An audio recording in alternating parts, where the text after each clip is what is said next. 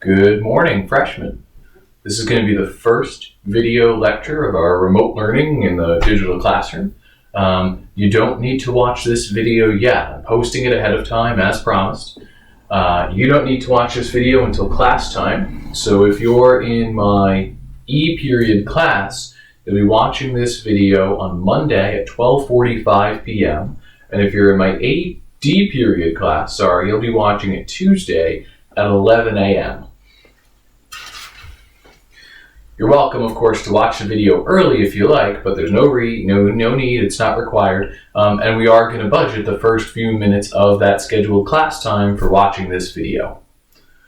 This is, by the way, the correct place to post your homework. So underneath this video, in the comments section, please post a comment having already logged into your school-issued account, which should outline the first 5 chapters of Mark's Gospel. When the scheduled time comes, you'll watch the video. I'll give you a little bit of work to do, and then a few minutes after that, you'll jump into the live stream where we can discuss and talk about what you saw and what you read. Thank you so much for your time. I look forward to seeing you soon. God bless.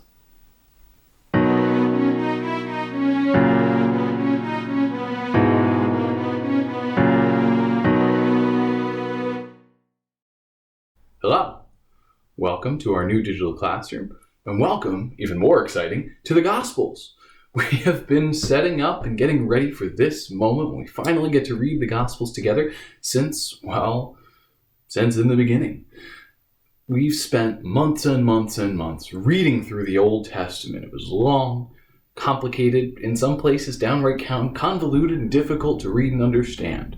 And what I knew and pointed out to you once in a while, but hasn't been clear to everyone, is that as we've been reading through the entire Old Testament, we have been very carefully setting up dominoes in a long and complicated pattern.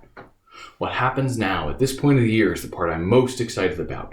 We get to the Gospels, we introduce the person of Jesus, and suddenly the dominoes all come tumbling down in a complicated but beautiful pattern that must have been planned from the beginning. I spend all year looking forward to the point when you and I get to sit down in a room, move all the desks into one big circle, crack open the Gospels, and start reading them together. And I get to see the magic on your faces as all of it falls into place. And then coronavirus happened. So we don't get to read it all together in the same place, and I don't get to see the lights going on over your head every few verses as you see how it all comes together. I'm pretty bummed about that. But this is where we are, and we're going to make the most of it. By the way, I'd like you to understand I had no intention of assigning you 5 whole chapters to read on your own. My goal was for us to read those 5 chapters of Mark together as a class, and then to reflect on them at home and bring them in for discussion, etc. But this is where we are, and we're going to continue to do it this way because this is what we have time and resources for.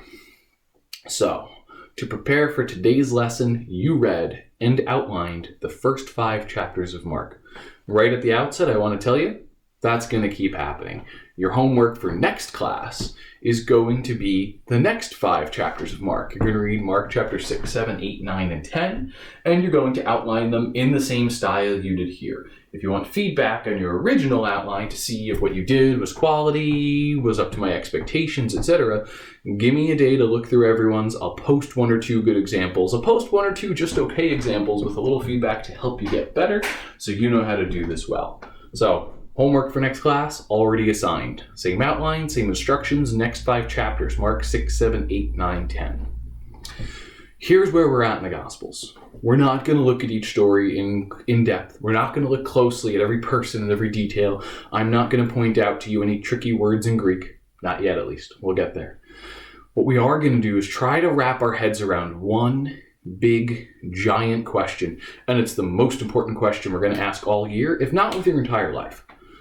And the question is this: who is this Jesus guy? Who is he? And what does that mean? Get that question right, and not only the Gospels, but also the entire Old Testament history that prepared for them will fall neatly and beautifully into place. Get that question wrong, and boy, are you going to be missing out, and not only in this life.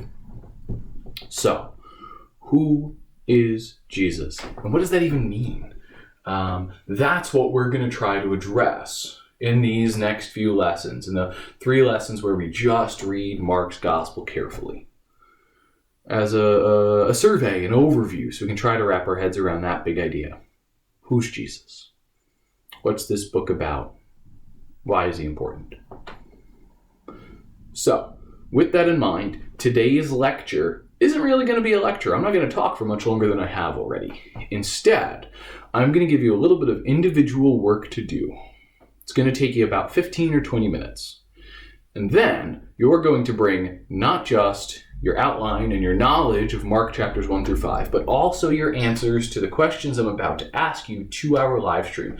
And we're going to spend most of class time today answering these 5 questions and using them to try to build up a foundation of information to answer our big question, who is Jesus? Now, full disclosure, we're not going to get a complete answer to this question today. We're only going to start really fumbling at what an answer would look like. And at the end of 3 whole classes of just reading Mark, we're still not going to have a complete answer for who is Jesus, although we're going to have a much clearer idea.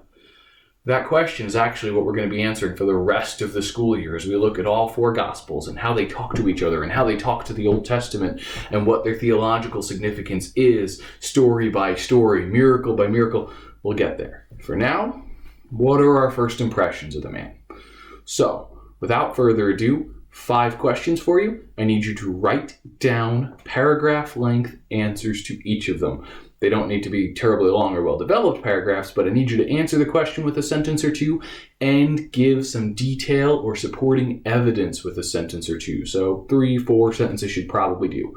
You're going to bring your answers to the live stream. Some of them you'll share. Others you'll just sum up with a line or 2 when we get there. We'll play it up here as we go. I'm going to give you these 5 questions 2 different ways so that it's easy for you to capture them however works for you. I'm going to read them out loud to you, and then I'm going to display the questions, which I just knocked on the floor. Sorry about that. I'm going to display these questions on the screen.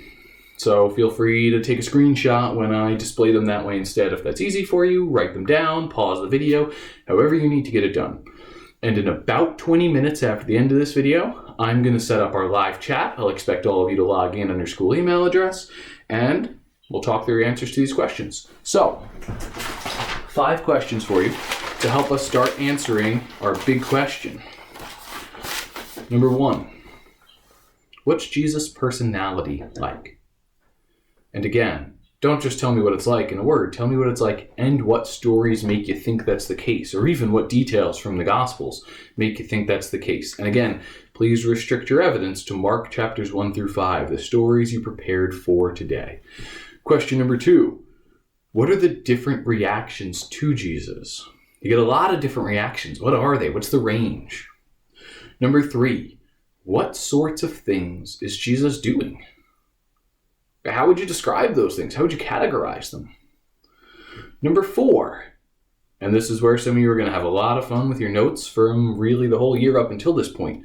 What connections do you see between Jesus and these 5 chapters and our various Old Testament readings? Have a field day with that one. Number 5, which passage, which of those short story subheadings that you read surprised or confused you the most? I'm going to give you about 20 minutes to work. I'm going to show you these questions again. You can get your capture. I'll see all of you in about 20 minutes in the live stream, and we can go in depth on these questions and what the heck is going on with this Jesus guy. See you soon.